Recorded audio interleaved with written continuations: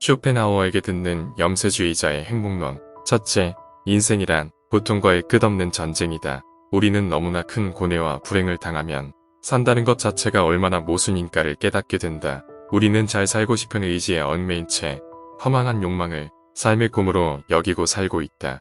인간은 자신이 원하는 삶을 방해하는 불행이라는 장애물이 나타났을 때 비로소 자신이 살아있다는 것을 의식하게 된다. 그때서야 인간은 자기의 삶을 가로막는 것들과 괴로움을 주는 것들을 뚜렷이 느끼게 되는 것이다. 그것은 마치 건강한 사람이 건강이라는 것이 소중하다는 것을 모르고 살다가 병든 후에야 건강의 소중함을 깨닫게 되는 이치와 같다. 모든 불행과 괴로움에 관해 위안을 얻기를 바란다면 자기보다 더 비참한 사람을 보면 된다. 건강한 사람이 비참하다고 느낄 때는 병원의 중환자실을 찾아가 보면 자신이 얼마나 행복한 위치에 있는가를 깨닫고 가장 큰 위안을 받을 수 있다. 인생이란 휴전없는 고통과의 끝없는 전쟁의 연속이며 행복이나 만족을 느끼는 시간은 극히 순식간에 불과하다. 따라서 우리는 늘 고통과 맞서 싸우다가 끝내는 죽음에 이르러 고통스러운 삶을 마감한다. 인간에게는 육체적 노동과 가난과 정신적 가책이나 오늘 같은 삶을 억압하는 장치들이 함께 따라다녀야 한다.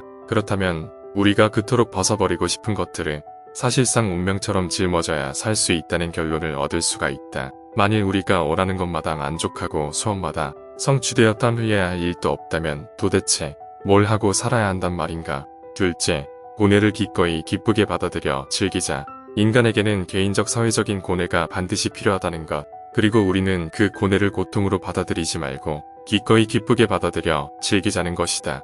우리는 생애의 초반이나 전반부에는 누구나 그렇듯이 행복에 대한 큰 갈망과 희망과 포부에 가득 차 있다. 그러나 생애의 후반부에 접어들면 다소 사람마다 차이가 있겠지만 우리가 그처럼 갈망하던 사랑이나 행복이나 야망이 한낱 망상의 산물에 불과하다는 것을 깨닫는다. 생애 후반부에서도 아직 그것을 깨닫지 못했다면 그는 여전히 생애 전반부에 살고 있거나 아니면 바보이다. 따라서 지혜로운 사람은 강렬한 쾌락보다는 다만 고통이 없기를 바랄 뿐이며 우리가 흔히 주위에서 보아온 재난이나 불행을 피할 수만 있다면 다행이라는 생각을 하게 된다. 잘 살기는 바라지도 않아.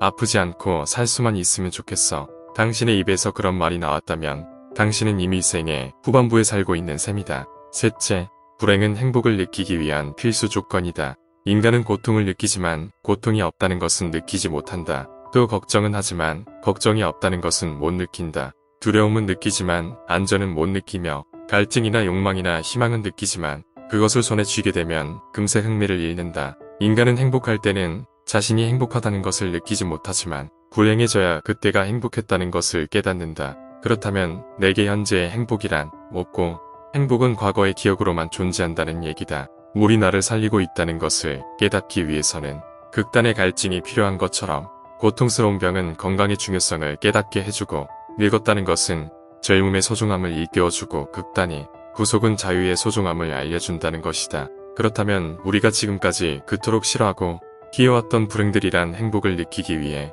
반드시 필요한 필수 조건이라는 것이다.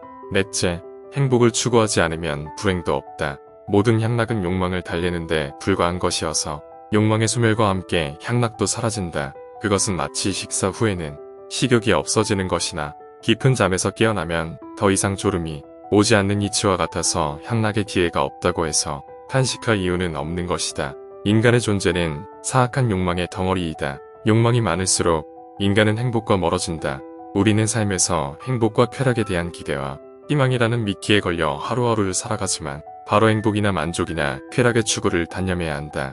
큰 불행을 피하는 가장 확실한 방법은 행복을 추구하지 않는 것이기 때문이다. 따라서 가장 현명한 방법은 쾌락과 부귀영화와 명예나 권력과 출세 등에 대한 욕구를 버리는 길밖에 없다. 모든 불행이 거기서부터 비롯되고 싹트기 때문이다. 무슨 일이나 과욕은 곧 독이다. 어떤 사람이 아주 사소한 일 때문에 괴로워하는 것은 그가 지금 행복을 누리고 있다는 뜻이다. 큰 불행이 닥치면 작은 근심 따위는 거들떠볼 경황도 없다. 큰 그늘은 작은 그늘을 덮어버린다. 큰 돈을 벌어서 그 터전 위에 행복에 집을 지으려는 것처럼 어리석은 생각은 없다. 돈이 없을 때는 돈만 있으면 만사가 행복할 것이라고 생각하지만 돈을 토대로 지은 집처럼 쉽게 무너지는 건축물도 없다. 그것이 다른 건축물과 다른 점이다.